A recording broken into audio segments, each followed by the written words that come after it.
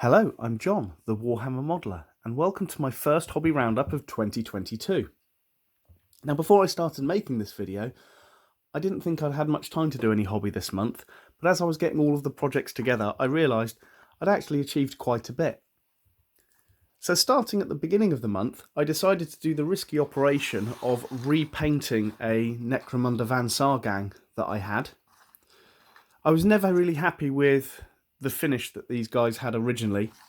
So let's get the gang leader here. Originally they had a brown armour finish, but I wanted to go to a more traditional green finish that you kind of associate with Van Sars. So I went with the operation of repainting all of the armour. I used inks and dry brush as a technique just to build up over the top of the brown armour, so if I missed any spots, it would look a bit like weathering and that kind of thing. But I was really happy with the result at the end of this kind of repaint at the beginning of 2022. So here is the gang leader in his new green armour. Two of the champions, one with dual wielding plasma pistols, one with a plasma gun. And then the gangers with las guns and las carbides. But as I said, really happy with the resulting colour of these ones. I made sure I made a note of it, so if I do any more in this colour scheme, I can paint them the same, if not very similar. Sticking with Van Sars, I then started work on the Van Sar Sarrachna Rig. This one ended up being quite a different project, so I've still got to finish the painting and everything.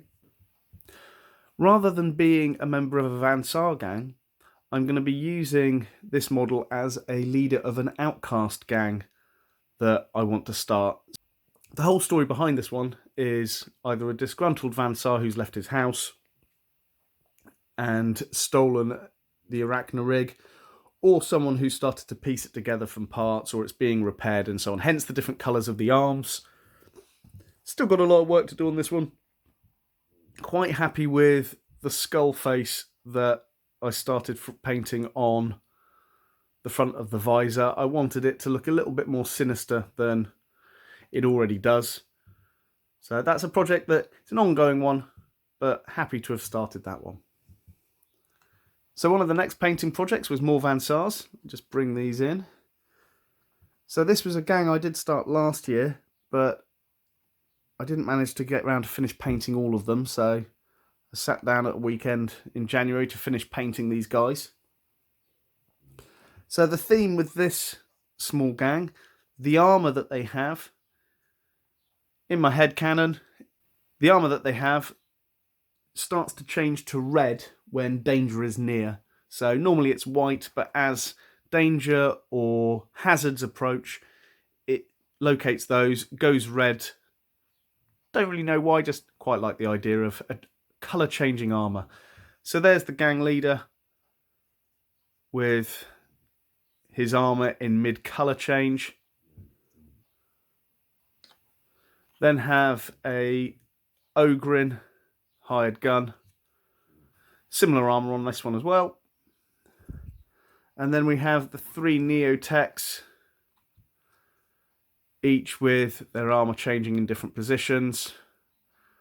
I wanted to do the fluorescent hair on these guys to identify them a little bit easier, but also adds to the kind of cyberpunk look that these guys have got.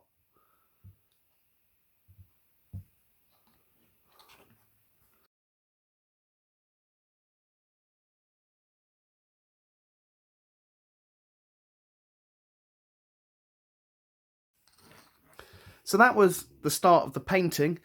I then went on to quite a bit of making. So in no particular order, started making some of the Forge World Necromunda models.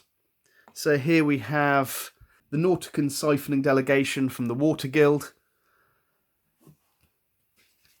You have this interesting model here. This is the Siphonite. We then also have the Master Nauticon, and the big brute, the Subnauticon.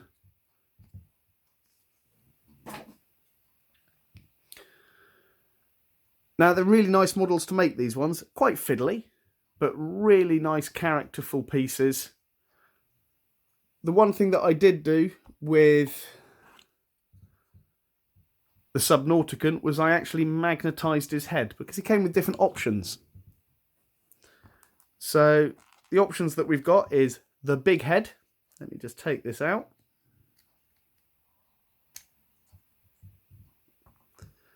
We then have the smaller head. But then I also converted an Ogre head to be a bear head. There we go. To be a bear head sitting inside. So in case he hasn't got a helmet on or anything, to give that option. The other thing I thought with this was also having this head, I could use this model as an Ogre if I want to do a very specific campaign with the Water Guild or something like that. Let me just put the big head back in.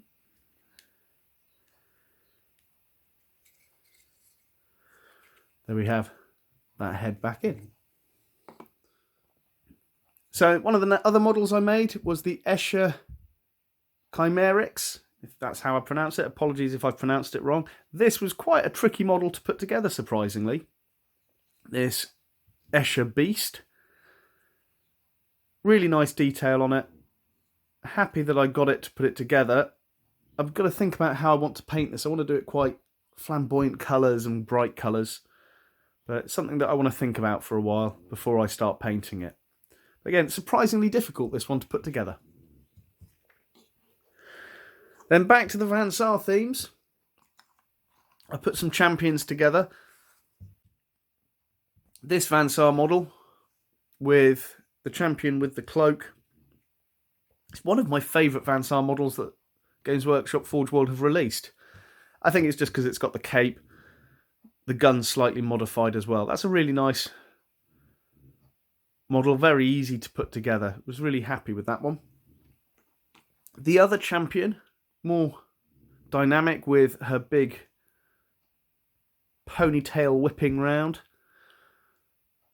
I adjusted this one by changing the weapons, so I gave different weapons to this one. I also built one of the cyberarachnids to go with this one. So I'm going to actually use her as a house agent with her little spidery pet, just to give my growing number of Van Saar gangs some support if they need it. These are servitor cherubs from a few different kits. I can't remember off the top of my head which kits they came from. What I did do though was change what they were carrying. So the skull face one, I've put a bigger fuel canister for it to carry. It was carrying a small one in the first place, but I wanted it to carry a larger promethium canister with a little hose on it.